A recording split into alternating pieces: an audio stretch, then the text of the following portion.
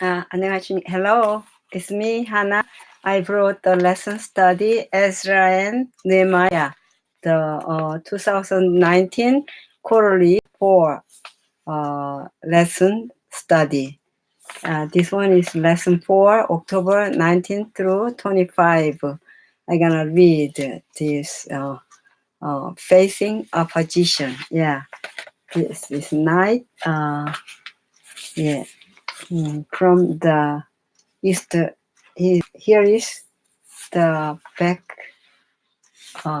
side. There are Africa, yeah, and East Central Africa division. There are projects, 7 projects here are. So you're gonna read this one here. Yeah, the 13,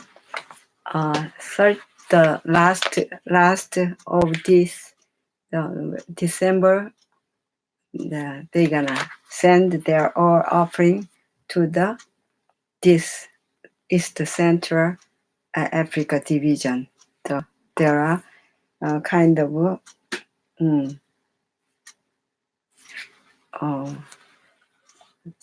twice of. I'm so sorry. Anyway, yeah, I gonna read for that. Expand the health service at Kinshasa Adventist Clinic, the Democratic Republic of the Congo. And there are the auditoriums at Philip Lemon Adventist University, Democratic Republic of Congo. Third one, construct classrooms at Koma Adventist University, Democratic Republic of the Congo. And 4, open field headquarters, South Sudan. 5, establish Judah Adventist Secondary School, South Sudan. 6, construct Kisumu Adventist Hospital, Kenya. 7, build 4 children's Sabbath school classrooms, Ethiopia. Yeah, so today I'm just introduced on first time on the last 13 lesson. There are the twice of offering. They all send to the 7 place of here, the East Central Africa. I'm just introducing about this book because of a long time I didn't long time gap make me so awkward to read this lesson study. I'm gonna introduce my God created or these beautiful flowers. Especially this is the marigold. Yeah, I know now this flowers name marigold, geranium, and then perennial. This one is buchukot, the small purple. Yeah, buchukot and lavender and 백일홍 in Korean. 백일홍. Yeah, 백일홍. And this also, or 백일홍. Yeah, God created the various colorful, the flowers for us. And you can see here the sign, the love message from God. But in the early morning, it's really the precious. But now, the night, I want to read the lesson study, so I'm just make the straight here. Yeah, God's message. I love you. Yeah. So my little kids, my grandkids are running before the bed, before go to the bed. So I have time, so I gonna read lesson 4, facing opposition. The read for this week's study memory text. But the eye of their God was upon the elders of the Jews, so that they could not make them cease till a report could go to Darius. Then a written answer was returned concerning this matter, as Ezra 5:5. And here the title is the Ezra and Nehemiah. I read already about the making sense of history, Zerubbabel and Ezra, and lesson 2, Nehemiah, lesson 3, God's core, and this one is 4, lesson 4, facing opposition, and 5, violating the spirit of the law. 6, the reading of the word. 7, our forgiving God. 8, God and the covenant. 9, trials, tribulations, and lists. 10, worshiping the Lord. 11, backslidden people. 12, dealing with bad decisions. 13, leaders in Israel. Yeah. So the facing opposition. When you facing opposition, how do you do? Do you solve the about the facing opposition? So the Ezra 5:5, but the eye of their God was upon the elders of the Jews, so that they could not make them cease until a report could go to Darius. Then a written answer was returned concerning this matter. Ezra 3 through 6 is structured thematically, covering the different historical periods of opposition to the rebuilding of the temple. Recognizing this thematic approach will help clarify the overall message. Ezra is mentioned for the first time by name in Ezra 7:1. With his arrival in 457 BC, things changed, and the city of Jerusalem with its wall began to be spasmodically rebuilt. 13 years later, Nehemiah arrived, sent by Artaxerxes I in 404 BC, and the building of the wall was finally resumed. Although the opposition was intense, the work was completed in 52 days. Nehemiah 6:15. Resistance to the work of God is a prevalent theme in the two books of Ezra and Nehemiah. Therefore, it is not surprising that rebuilding the temple and Jerusalem incited the opposition and the persecution. Wherever we turn in today's world, the work of the Lord is resisted. Satan tries to make sure that the gospel doesn't spread quickly as it threatens his dominion. In Ezra and Nehemiah, how did the Jews handle the opposition? How how how did the Jews handle the opposition? About this. Opposition begins with Ezra 4 1 through 5. Why do you think the Israelite remnant refused the help of other people in building the temple? On the surface, the request seemed like a kind, neighborly thing to do. So why turn down the help? In one sense, the answer is found in the text itself. The adversaries came to offer them help. Adversaries that alone gives a powerful hint as to why the Israelites reacted as they did. Why were the people called adversaries? 2 Kings 17:24 through 41 explains that that these people were imported from other nations into Samaria and the surrounding region after the northern kingdom Israelites were deported. The king of Assyria sent them priests who were to teach them how to worship the God of the land, that is, the God of Israel. However, The resulting religion incorporated the Canaanite gods as well. Therefore, the remnant Israelites were afraid that this religion would be brought into their temple worship. Hence, the best and smartest thing to do was what they did, which was to say no thank you. We have to remember too just why all this was happening to begin with. It was their forefathers' constant compromise with the pagan faith around them that led to the destruction of the temple, as well as to their exile, presumably, presumably while in the very process of building the temple anew. The last thing that they would want to do would be to get too closely aligned, aligned, aligned with the people around them. What else in this text shows why this refusal was the right thing to do? See Ezra 4 and 5.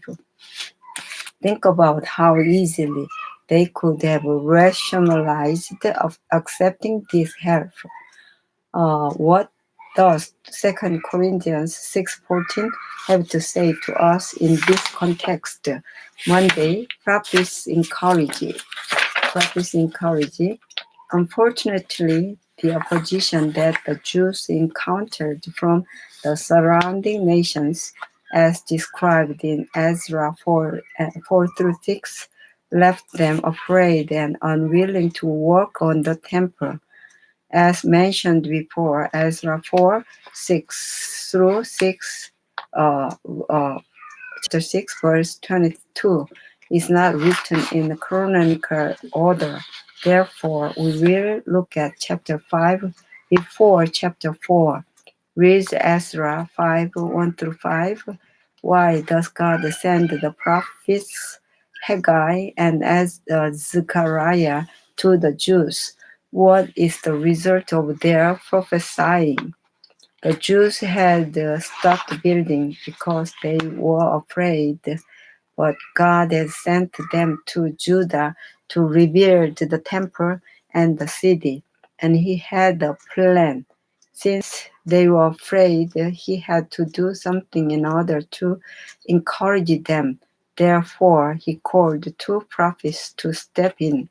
Human opposition doesn't stop God. Even if the Jews contributed to this opposition by their own actions, God did not abandon them. He worked through the prophets to motivated and people them into action again. Read Haggai for chapter 1. What is the message for them, and what can we take away from this for ourselves? The prophets Haggai and Zechariah were raised up to meet the crisis. In storing testimonies, these appointed messengers revealed to the people the cause of their troubles. The lack of temporal prosperity was the result of a neglect to put God's interest first.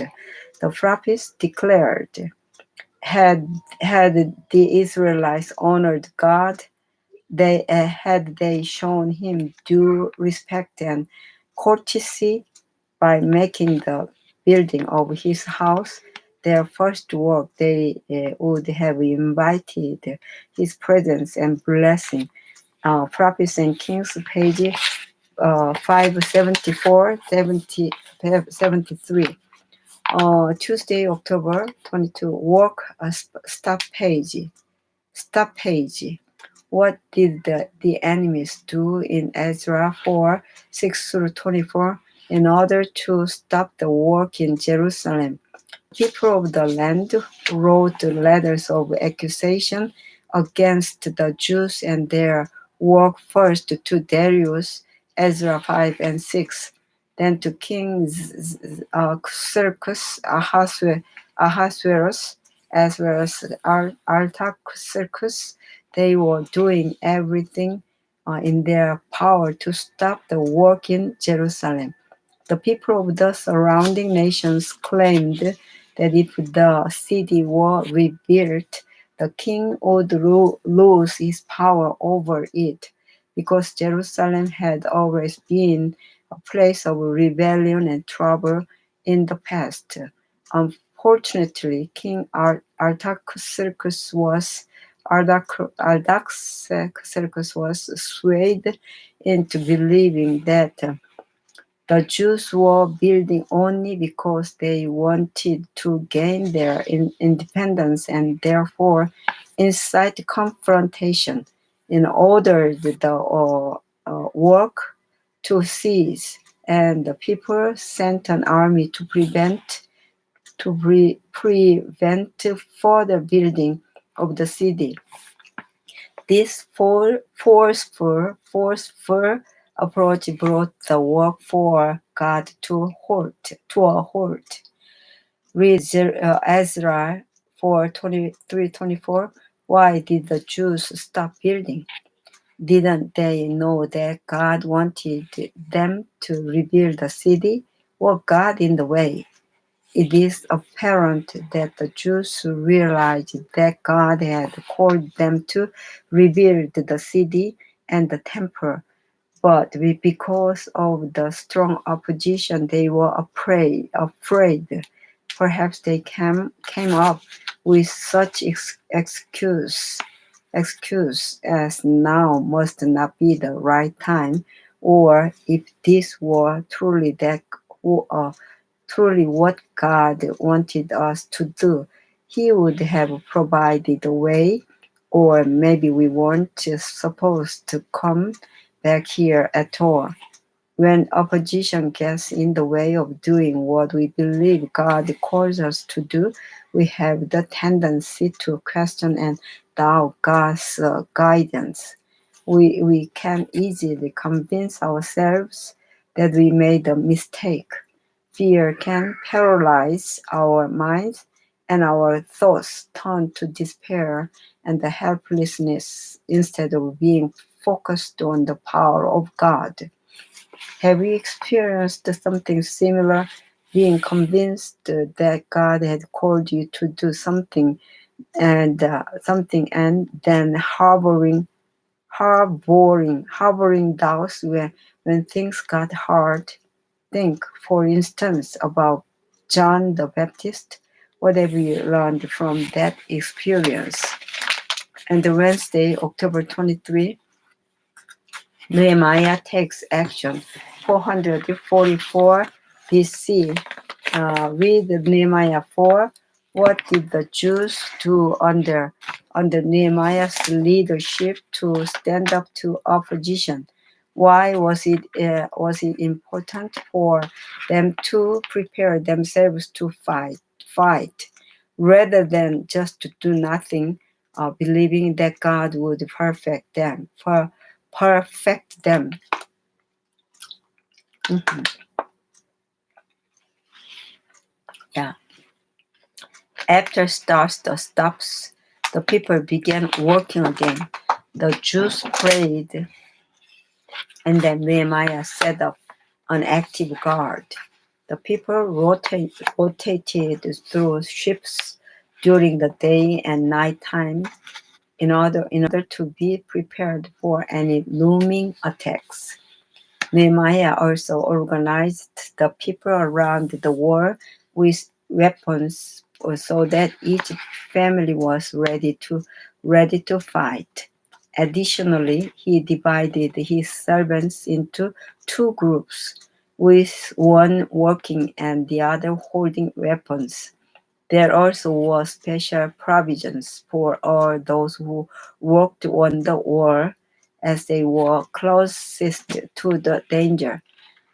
Each one of the builders held a sword with one hand, and with the other added bricks or stones and mortar to the wall. They were prepared to face the opposition. They did their part, God did the rest. Nehemiah's faith in God's protection is inspiring. However, he didn't sit on the couch and expect God to do everything. They prepared by doing the best of their abilities. The two passages, do not be afraid of them. Remember the Lord great and awesome, and fight for your brethren, your sons, your daughters, your wives, and your house. See Nehemiah 4:13-14, and our God will fight for us. See Nehemiah 4:19-20 are some of the most inspirational statements found in the Bible. The Jews could have stopped building once again because of the persistent opposition, but this time, instead of being overcome by fear, they held on to the promise that God would fight for them. When we encounter opposition to the name of God, to our beliefs, or to what God calls us to do, we should remember that God will fight for us. In the end, the Jews realized that the Lord was behind what they were doing, and this gave them the courage to press on ahead. Why is it so important to know that what you are doing is God's will? Thus, an important question to ask is, how do I know if what I am doing is God's will? Yeah. Thursday, doing a great work. Read Nehemiah 6 1 through 13. Why does Nehemiah see the work he is doing in Jerusalem as a great work? Nehemiah 6 3. What were the attempts in this case to stop him? Chapter 6 describes many attempts on Nehemiah's life. Sanballat and Geshem kept sending Nehemiah letters in order to get him to come to them under the pretext of a meeting. However, the meeting was in the intent of was in the plan of honor ONO owner, which was in enemy territory, and thus gave away the true intent of the invitation. Sanballat, Tobiah, and Geshem see a window of opportunity that will last only until the war is finished and the gates are shut. The Jews have the protection of the Persian king, and therefore their enemies cannot conquer them through a full frontal attack.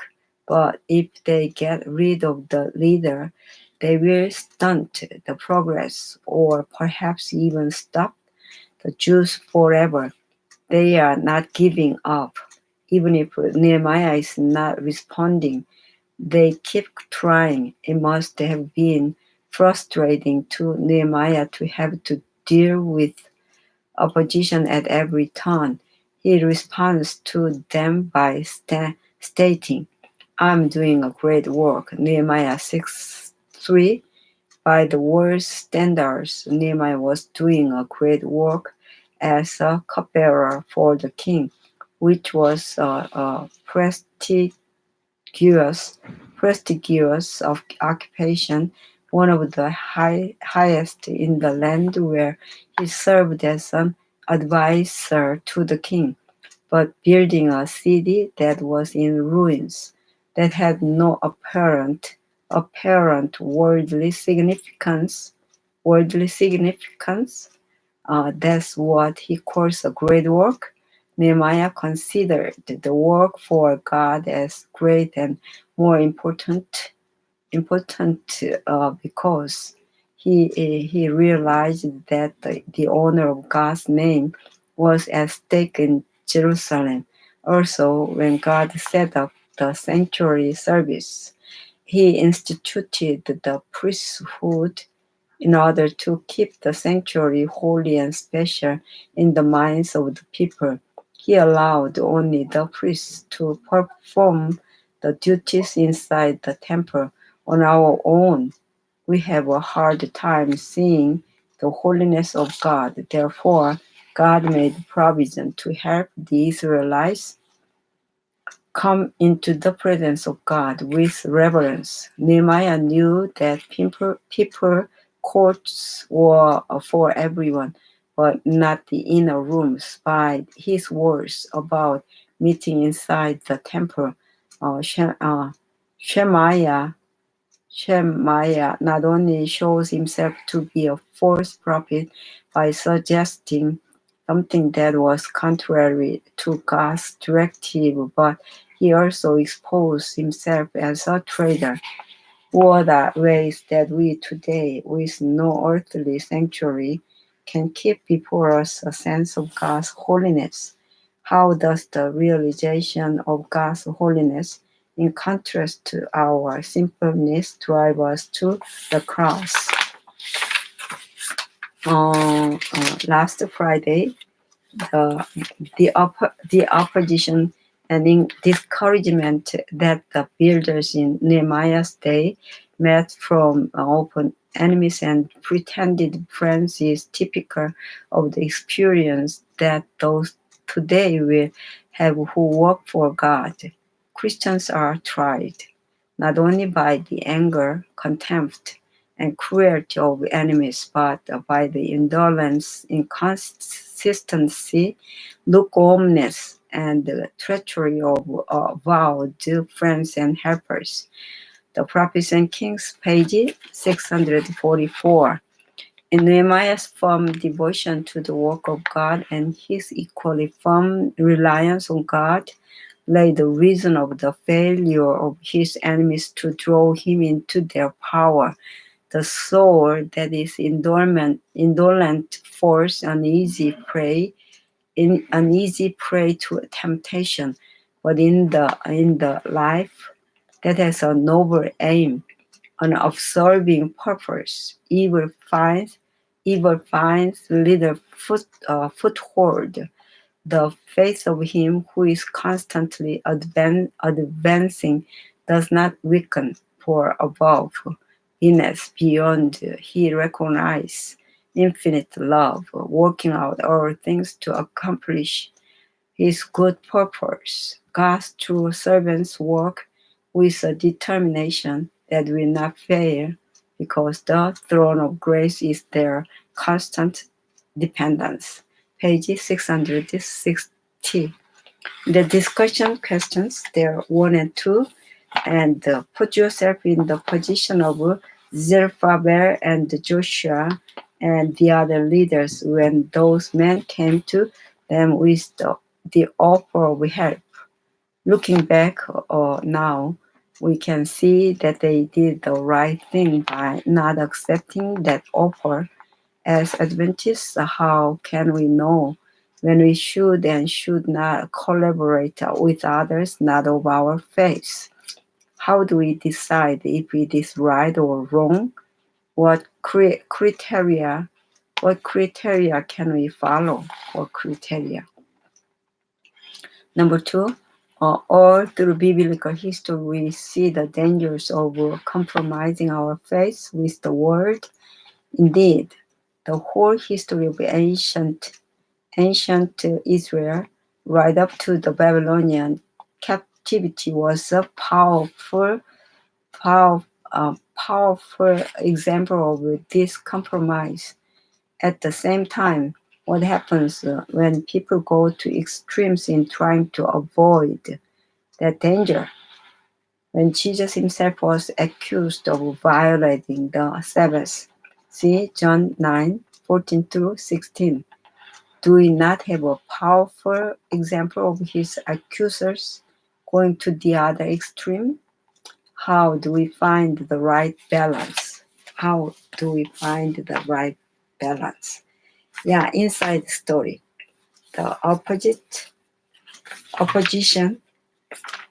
facing opposition. Yeah, so we just opposition. Today I have to finish it quick, so that's why money for missionaries inside the story. by Horacio Richo. The plan was this Horacio Richo served as president of the Central West Argentine mission for nearly 3 years before being appointed president of River Plate Adventist University in Argentina in 2016.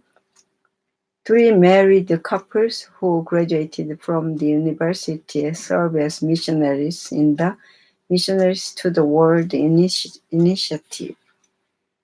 Yeah, this provided the General Conference Office of Adventist Mission. Yeah, yeah. The plan was ambitious, and 25 missionary couples from South America to share the gospel in the countries of the 1040 window. I listened intently as Ayrton Coelho, president of the South America Division, presented the Missionaries to the World Initiative to 87th-day Adventist leaders from across South America at the division's headquarters in Brazil's capital, Brasilia, in 2014. Pastor Queller spoke about the challenges of Adventist Church has faced in the Middle East, and he mentioned a lack of financial and human resources. Our division could help by sending 25 married couples and covering all their expenses, including airfare, food, and insurance for 5-year terms. Pastor Keller invited us to support the initiative financially. Each of us served as the president of a conference or mission in South American Division.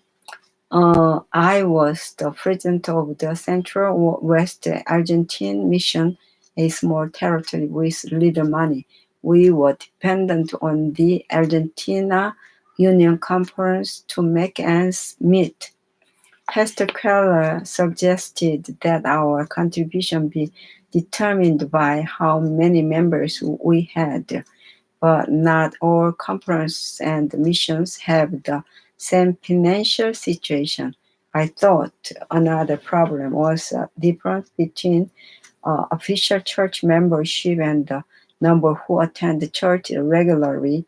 In my mission, official membership was 10,000 people, but in reality, only 5,000 members went to church every Sabbath.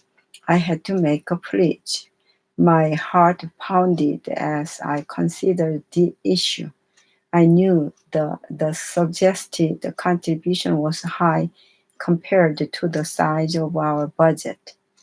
The mission treasurer was not with me to ask whether we could afford it. I didn't have much time to weigh the matter. With a prayer of faith, I pledged to donate the suggested amount for a territory with 10,000 members. Then I texted the treasurer, "This is what we have to do." He immediately texted back, "Okay." He also wanted to support the project. 2 weeks later, a big surprise awaited me in my office. A member unexpectedly sold some property and returned a large tithe. The tithe amounted to 3 times more than the funds we had given to the division's missionary initiative. I firmly believe the first person who benefits from the act of giving is the giver. The South American Division's missionary initiative ended up blessing church members in the Central West Argentine mission most of all. Yeah. So there are miracles always for us, awaited us. Yeah, thank you very much. That's the money for missionaries. God already knew it, and then God sent the gift present for all the missionaries. Yeah. Bye. Thank you. Good night. Yeah. Maybe tomorrow will be I gonna read more. Yeah. Bye. Thank you. I did it too.